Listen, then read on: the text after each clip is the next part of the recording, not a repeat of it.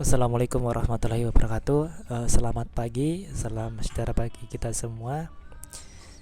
Alhamdulillah pada kesempatan yang berbahagia ini kita masih bisa berkumpul mengenai melanjutkan presentasi kelompok, yaitu di mata kuliah menulis karya ilmiah.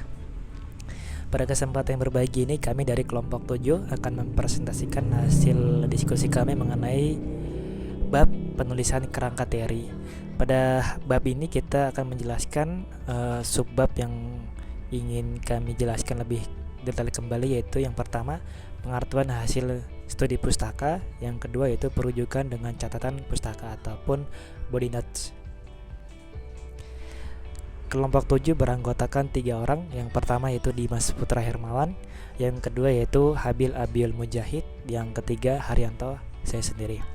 Pada kesempatan yang berbahagia ini, untuk presentasi selanjutnya mengenai pengartian hasil studi akan dijelaskan oleh Kang Habil Abiul Mujahid. Untuk Kang Habil Abiul Mujahid, dipersilakan.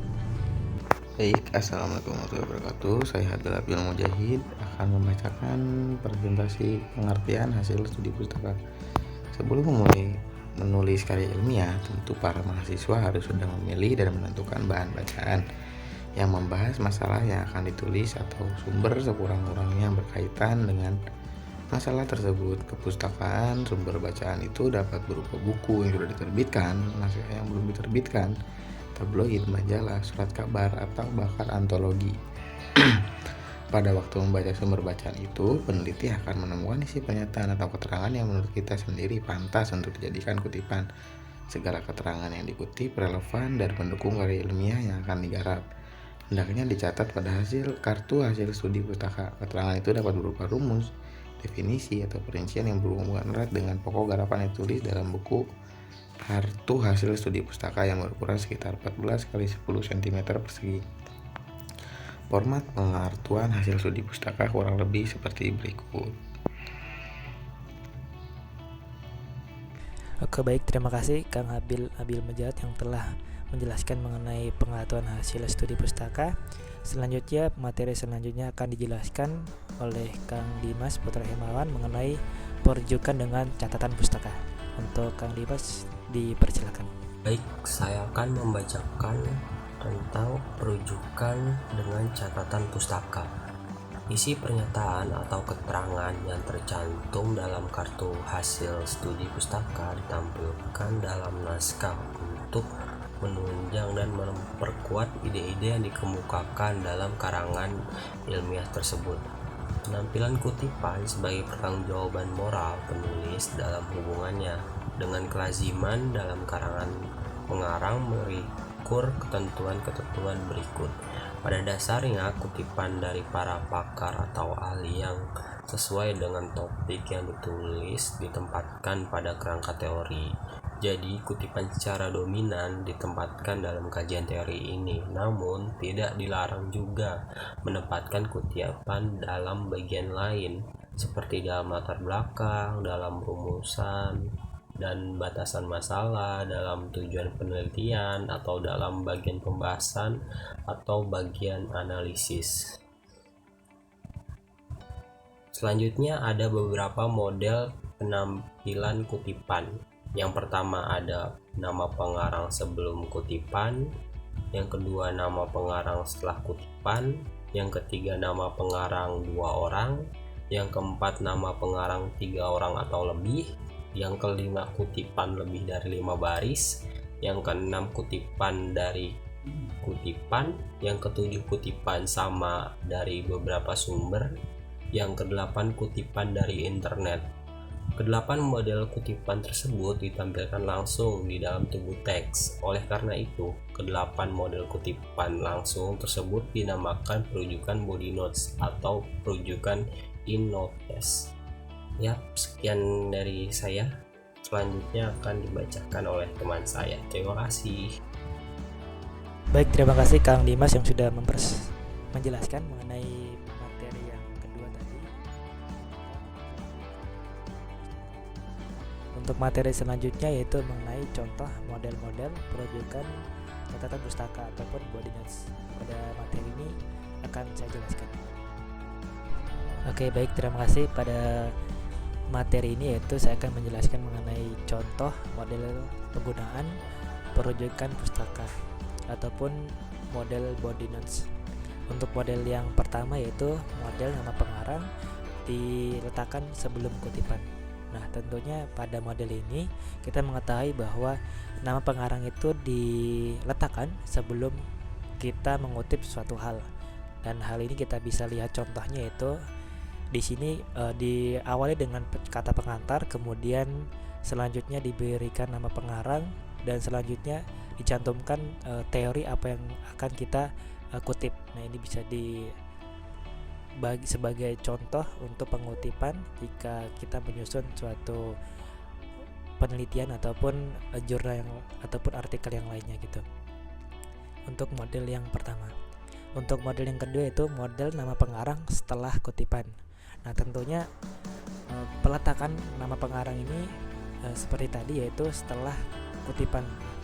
Seperti biasa, pengutipan diawali dengan kata pengantar, kemudian apa yang ingin kita kutip dicantumkan dalam kutipan tersebut dan diakhiri dengan nama pengarang. Nah, nama pengarang di sini kita bisa lihat yaitu Sopanji di tahun 2016 pada buku di halaman 148 dengan penulisan tadi dikasih tanda kurung, terus nama pengarangnya, koma, tahunnya, terus tanda titik 2, terus halamannya 148 ditutup dengan tanda kurung, terus diakhiri dengan tanda titik. Ini untuk penulisan nama pengarang setelah kutipan. Yaitu yang ketiga itu nama pengarang 2 orang. Nah, mungkin teman-teman pernah melihat ya ataupun membaca mengenai nama pengarang yang berada dua pada kutipan. Nah, ini bisa dilihat di kutipan di sini bahwa memang pengutipan 2 orang dalam satu kutipan ini ada gitu. Nah, bisa kita lihat yaitu jika dilihat dari proses berdirinya Bank Islam, Antonio dan Ramli pada tahun 2015 pada halaman 18 melukiskan titik-titik ini hanya untuk mempersingkat saja teman-teman. Terus kemudian aspek ekonomi dengan berdirinya bank syariah. Nah, ini merupakan contoh model penggunaan nama pengarang yang terdiri dari 2 orang untuk model contoh pengutipannya. Selanjutnya itu yang keempat yaitu nama pengarang 3 orang atau lebih. Mungkin teman-teman pernah membaca juga dan melihat juga mengenai kutipan yang memang terdiri dari 3 orang ataupun lebih. Nah, ini bisa dilihat dalam contohnya yaitu kita awali dengan kata pengantar berkenaan dengan perkembangan UKM di tanah air beberapa tahun terakhir. Pratiwi DKK. Nah, DKK ini adalah singkatan dari kawan-kawan. Berarti bisa diartikan bahwa penama pengarang dalam kutipan ini lebih dari 3 ataupun lebih dari 4 gitu.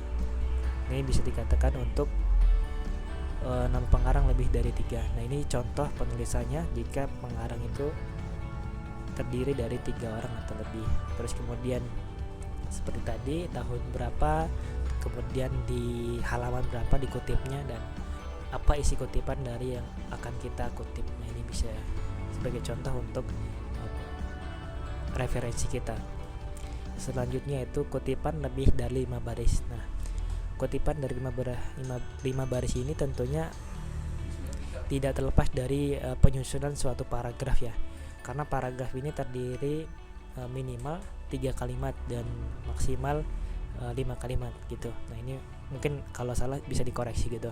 Nah, dalam hal ini kita bisa lihat bahwa contoh dalam model ini itu kata pengantar, kemudian diberikan nama pengarangnya, kemudian kutipan yang ingin kita kutip itu ditaruh di bawahnya dengan diberikan space ataupun merujuk ke sebelah kanan gitu, sebelah kanan, dan tidak sejajar dengan kutipan yang sebelumnya gitu, kutipan yang nama pengarangnya. Ini bisa dilihat dari contohnya. Selanjutnya yaitu kutipan dari kutipan.